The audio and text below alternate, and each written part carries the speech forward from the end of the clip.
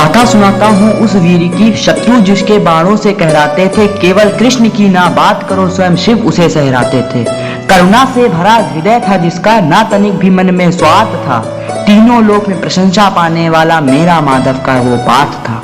रावण इंद्र थे पराजित जिनसे, 3 करोड़ निवात कवचों पर अकेला ही वो भारी था। अरे शिव को अपने धनुष से खींचने वाला वो मेरा गांडीवधारी था, वो मेरा गांडीवधारी था। योद्धा तो थे श्रेष्ठ बहुत, पर मैं क्यों अर्जुन अर्जुन गाता हूँ। महाभारत के उस महासमर के 14वें दिन का वृतांत सुनाता हूँ। अभिमन्यु की निर्मम हत्या से अर्जुन की भीषण हुंकार हुई। सूर्यास्त कल का नहीं देखेगा, जयद्रथ गांडीव की भयंकर टंकार हुई। अर्जुन की प्रतिज्ञा से धरती उस दिन कांप गई, और रणभूमि में होने वाले तांडव को कुरुसेना भी भांप गई। रुद्र तांडव जैसे उस दिन योद्धा बड़ा ही क्रूर था, और श्रेष्ठ होने का उस दिन कईयों का वहम भी दूर था।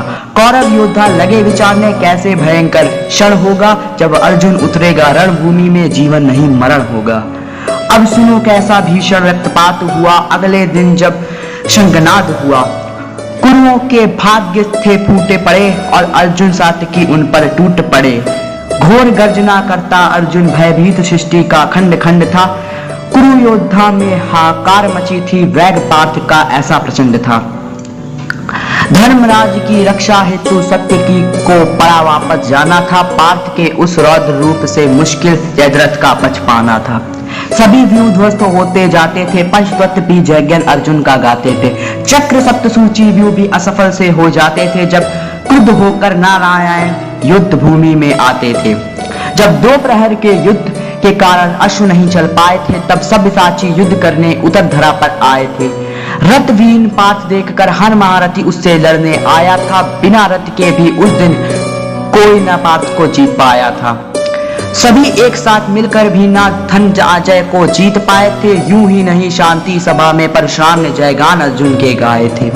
अरे रथवीन होकर भी पार्थ सभी महारथियों पर भारी था। अरे गौर से सुन लो गाथा से बंधु, कैसे मेरा गांडीवधारी था, कैसे मेरा गांडीवधारी था। अब आगे का वृतांत सुनाता हूँ। जब दुर्योधन पार्थ समक्ष आया था, गुरुद्रोण ने रक्षा हेतु ब्रह्मा कवच पहनाया था। फिर अब अर्जुन अपने अग्रज से बोले, व्यर्थ में ही आज प्राण अपने गवाओगे। ये द्वित्व नहीं सम्रागण है, मेरे हाथों मारे जाओगे। ब्रह्मा कवच जैसे संकट को जिष्णु ने फिर टाला था। अपने तीव्र बाणों से उसने खुद के अग्रज को भी भीम डाला था। फिर दुर्योधन संग अश्वत्थामा, वृषसेन, शैल और वृक्ष आए थे। पार्थ संग युद्ध करने हेतु कृपाचार्य और कर्ण लाए। सभी मिलकर भी ना जीत सके फलांगन को। फिर दुशासन और सिंधुराज जुड़े, पर गांडीव का प्रचंड देखकर हर योद्धा के होश उड़े, हर योद्धा के होश उड़े। सबने मिलकर कुछ हद तक किया, कृष्ण अर्जुन का घायल था। अरे सम्रांगण नहीं सृष्टि का कण कण उस दिन मेरे पार्थ का ही तो कायल था, मेरे पार्थ का उस दिन तो कायल था। अंगराज को जब रथवीन किया तो अश्वत्थामा को आना पड़ा।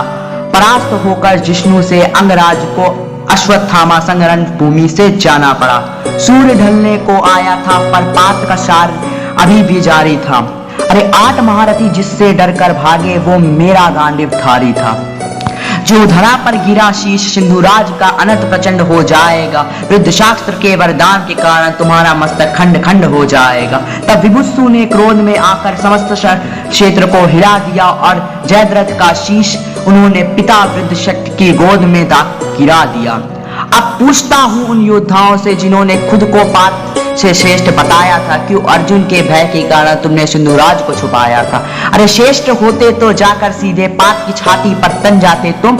योद्धाओं की भांति युद्ध को करते, ना सिंधुराज को छुपाते तुम। अरे धर्म के खातिर लड़ा सदा ही, ना श्रेष्ठ कभी खुद को बताया था। युद्ध कौशल को देख स्वयं इंद्र जिसके आगे नतमस्तक हो जाता था। हर धर्म पराया व्यक्ति जिसका सदा ही आभारी था। अरे योद्धाओं में सबसे उच्च मेरा गांडीवधारी था, वो मेरा गांडीवधारी था। दोस्तों अगर आपको ये कविता पसंद आई हो तो इस वीडियो को लाइक शेयर एंड सब्सक्राइब करना मत भूलना। तो दोस्तों मिलता हूँ अगली वीडियो में। आज की वीडियो में बस इतना ही। बाय बाय दोस्तों, जय हिंद, जय भारत।